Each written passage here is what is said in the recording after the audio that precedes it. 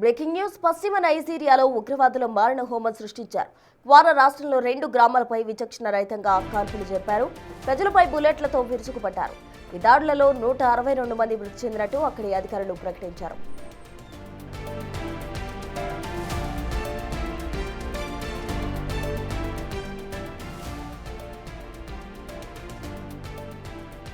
Quora రాష్ట్రంలోని boron, యునుకు గ్రామాలను లక్ష్యంగా చేసుకుని కాల్పులకు తెగబడ్డారు ఉగ్రవాదులు.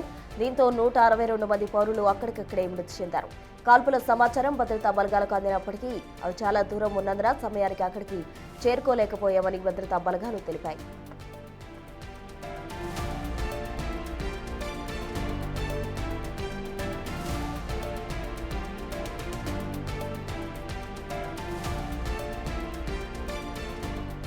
దీనిపై క్వారా రాష్ట్ర గవర్నర్ స్పందించారు. ఉగ్రవాదులను అణచివేస్తున్నందుకే వారు దాడులకు తెగబడ్డారని తెలిపారు. ఇది అత్యంత పిరికిపంద చర్యగా పేర్కొన్నారు. అయితే ఇస్లామిక్ స్టేట్ తో సంబంధం ఉన్న ఉగ్రముఖలే ఈ దాడులు చేసినట్టు తెలిపారు. ప్రస్తుతం నైజీరియా తీవ్ర సంక్షోభ పరిస్థితులు ఎదుర్కొంటోంది. దేశంలో ఇస్లామిక్ స్టేట్ ఉగ్రదాడులు నిరంతరం జరుగుతున్నాయి.